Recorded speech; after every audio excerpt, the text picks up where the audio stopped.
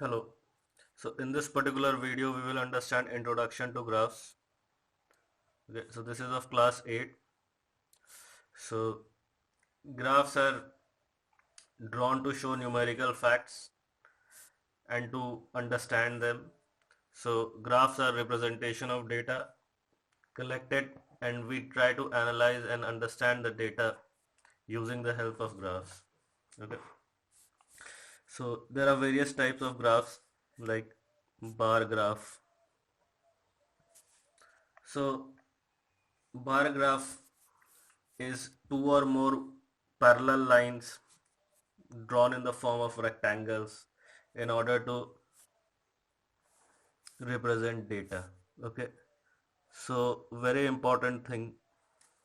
So the horizontal axis is called x-axis and the vertical axis is called y-axis, and the point where these two meet is called the origin. Okay, so let's say on the y-axis, what is the quantity being denoted on y-axis is marks in a subject.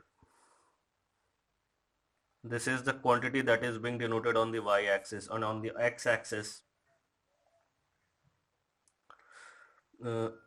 year. So let's say for a student, year by year marks in a subject are being denoted. So let's say from 2006 to 2007, marks in a particular subject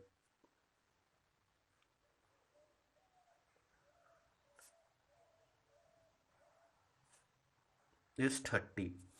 Okay, so this width is going to be same in an actual graph. From let's say 08 to 09, the marks obtained by the students is 40. So we see that there are two vertical bars that have been created. They are in the form of a rectangle, and this is a bar actually, and this is how a bar graph is represented, is drawn. So what is being denoted on y-axis is marks of a student in a subject, and the year is being denoted. So this is how you will be able to understand what is the data that has been represented, and if any questions are asked on the basis of this, you will be able to answer them correctly. Let's understand another graph where two or more bars are there. It will become clear with this graph. Okay, so let's say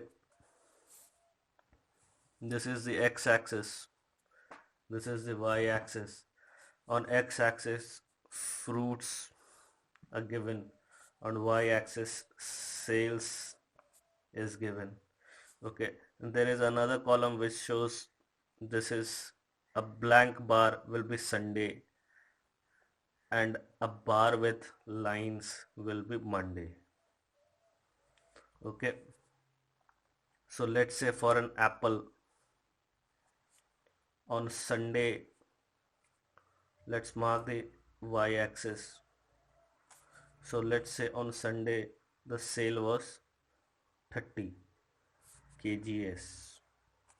Okay, and sale on Monday was 40 kgs.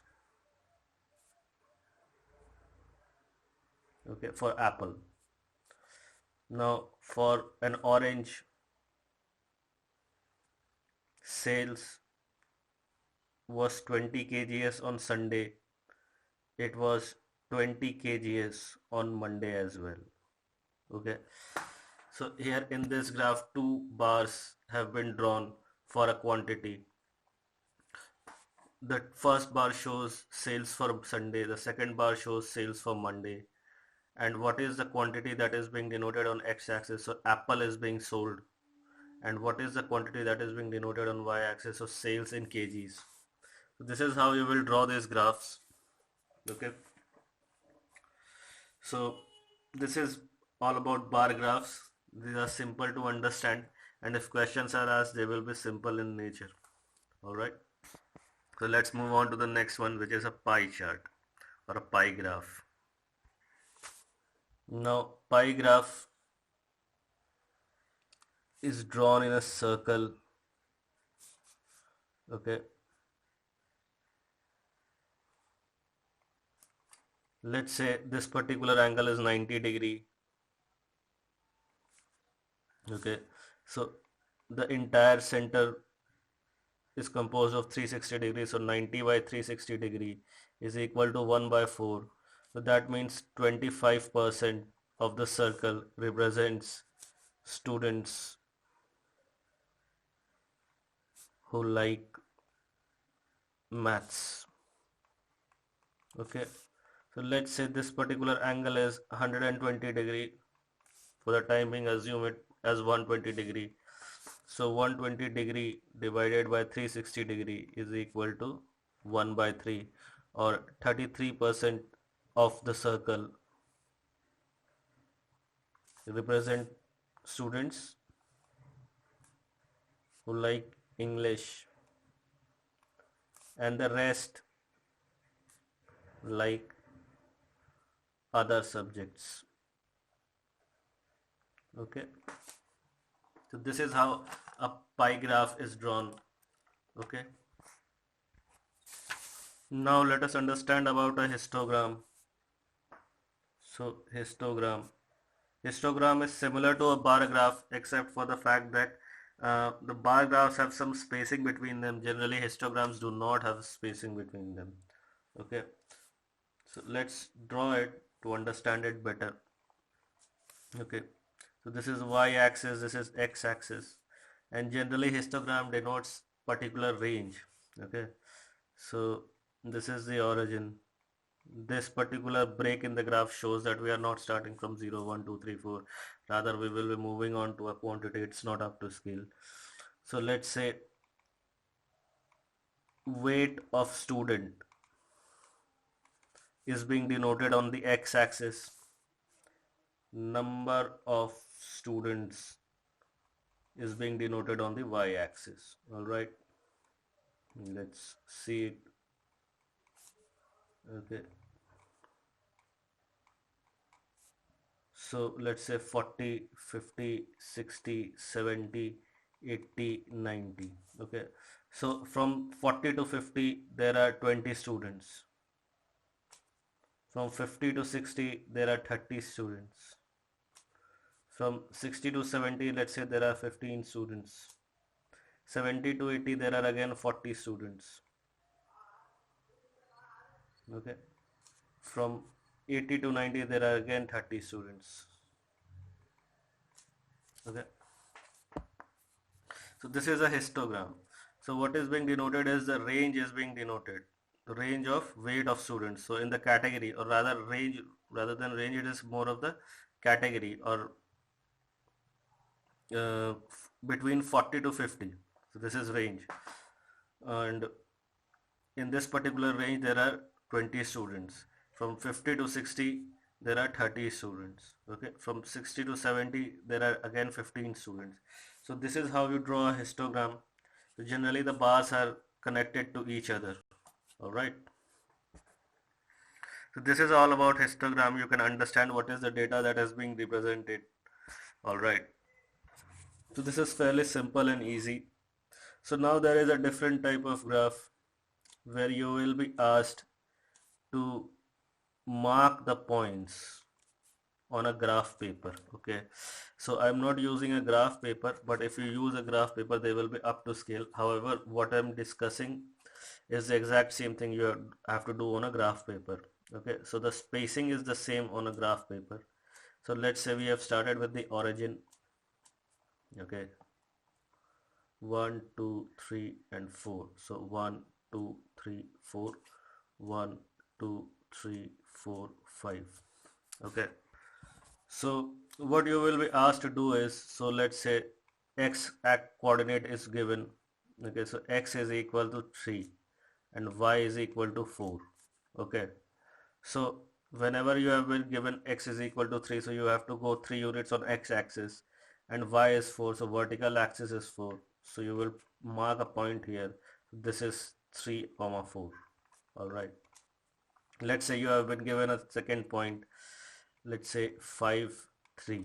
So 5 and 3, this is here, point 5 and 3. Okay, so this is how you mark it. And let's say the third point is 2, 1. So 2, 1. This is what. Now join these 3 points. Join these 3 points. Okay. So we see this is not a straight line. Alright. We'll draw another graph in order to make it much more clear. But you see that these 3 lines are not collinear. Questions may be asked like, are these 3 points on a straight line? So they are not on a straight line. Okay. For straight line, it should either have been on this line or on this line. Okay. So this is how you draw a graph. Okay, so this is fairly simple. So let's draw another graph. Let's say this is the x-axis, this is the y-axis. It's not up to scale. Let's say 10, 20, 30, 40. Okay, 10, 20, 30. Okay, so for x is equal to 12 units, y is equal to 24. X is equal to 10 units, y is equal to 32. X is equal to 20 units, y is equal to 20. Okay, so for x equal to 12 unit, 12 will be somewhere here, 24 will be somewhere here. So this is the first point. 10 and 32. So 10 is here, 32 is here, so somewhere around here. So for x is equal to 20, y is equal to 20, so somewhere around here. Okay, now join these 3 points.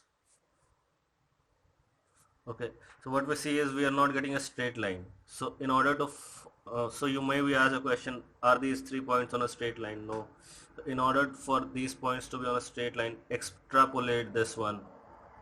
Okay, when you extrapolate it, this becomes a straight line. So what should be, so find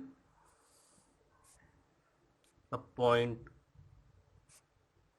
or rather what should be the third point in order that all 3 points are collinear. Collinear means on a straight line. So the third point can be, let's say 21 and 0 can be a third point. I'm approximating it. Or let's say 0, 32. The first point denotes x-axis, the second point denotes y-axis. Alright, first point x-axis, second point y-axis. There can be many points. Okay, so 20 and 1 can be another point. Here it's something around 18 and 10 can be another point to make it collinear. Alright, so these are the types of questions you might be asked. So now we will discuss a few of questions based on this. The graphs questions, they will be fairly simple. So we will solve a question based on graphs. So let's say this is a graph. So in this graph, on the x-axis we have time, and on the y-axis we have distance in kilometers. Okay, so a car starts from at 8 a.m. At 9 a.m. it is at a distance of 50 kilometers from the point of origin, from where it starts. Okay, at 10 a.m. it is 150 kilometers away from the point where it started, and so on and so forth. So this is what the graph has been shown here. So as soon as you see this graph, you can understand that in 1 hour it has moved 50 kilometers. So the speed of the person is around 50 kilometers, or the speed of the car in which the person is moving is around 50 kilometers. In 1 hour it has covered another, in the second hour it covered 100 kilometers. Okay, so in from 11 to 12 a.m. so 12 is noon, so from 11 o'clock to 12 o'clock the person is not moving, he is stationary, or the car that he is in is stationary, it is not moving. So they have stopped for a rest, and then from 12 to 2, in 2 hours they cover 150 kilometers. So in the last 2 hours they cover the major portion of the journey. Okay, so this is how you can understand the graph. Okay, so let's say the question has been given. So what is the information on two axes? So the information on the x-axis is time and information on y-axis is distance. So let's say they ask from where, another question is from where did the person begin its journey? At what time did the person begin his journey and at what time did he end his journey? So he started his journey at 8 a.m. It stopped at 2 p.m. Okay. So how far he go in the first hour? So in the first hour he covered 50 kilometers. Okay. So is his speed same? So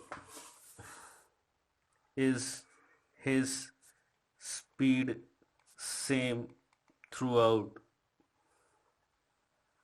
So answer is no.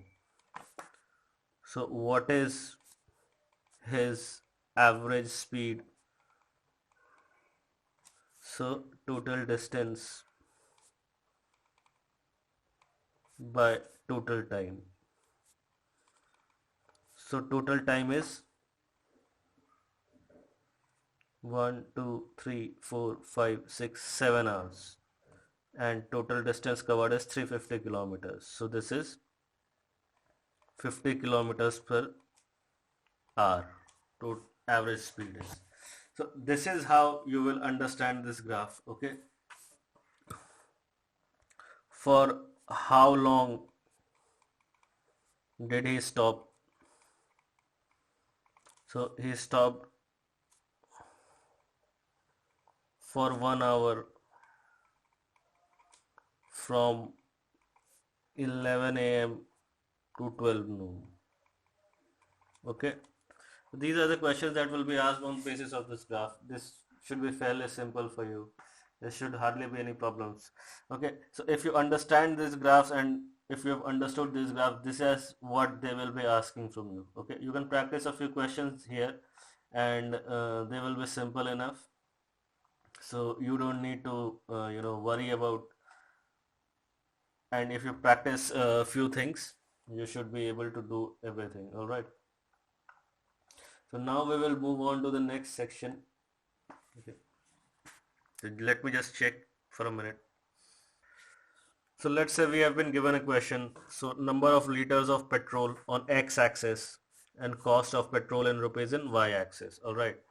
So when the number of liters required is x is 10, so cost of petrol is 500. So when it is 15, cost of petrol is 750. When it is 20, the cost of petrol is 1000. So plot a graph to show the relation. Okay, so we'll draw a graph. This is x-axis, this is y-axis, this is origin. Okay, so x is equal to 10, 15, 20, 25. Okay, so 100. Okay, so this is a bigger scale, so 250, 500, 750, 1000, 1250. Okay, so for x is equal to 10, y is equal to 500. So x is equal to 15, y is equal to 750. 20 it is 1000. 25 it is 2150. You think this is an 2, 3, 4. This is somewhat of a straight line. So this is how you will represent the data. Okay. So let's say you have been given a question that find what is the amount required for 12 liters of petrol. So on x-axis we are representing liters, cost in rupees. Okay, on y-axis.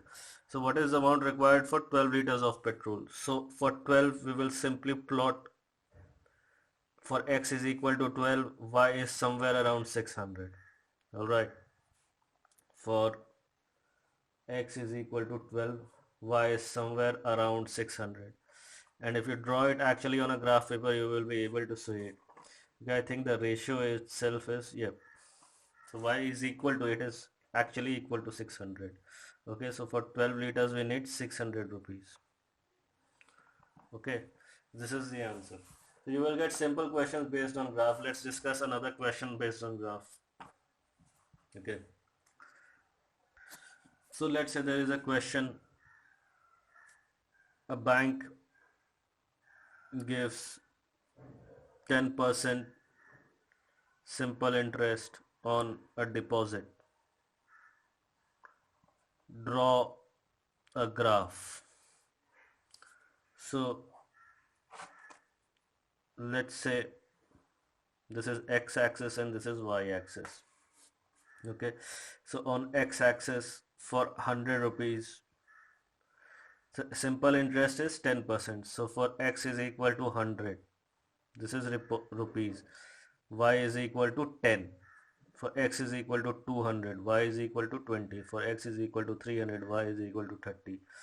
So let's say 100, 200, 300, 400, 10, 20, 30, 40, origin, 10, 20, 30. So this is the kind of graph that you will get. So if they ask what is the interest on an investment of 250 rupees, so 250 is somewhere around this, and if you extrapolate it on y-axis, this is how you are going to, for 250 the corresponding y-axis will be seen. So on 250 you are going to get an interest of 25 rupees. Okay, so now in order to get an in order to get us annual interest of 70 rupees, so for 100 rupees you are getting 10 rupees, for 200 rupees you are getting 20 rupees. So in order to get simple interest of 70 rupees, you are going to have to deposit 700 rupees. Okay, so this is how you are going to calculate on the basis of graph. So you can continue to practice a few questions on the basis of this. They will be fairly simple. If you have any questions regarding this, you can ask any questions regarding this. Okay, I think this will conclude graphs for now. Okay, so thank you.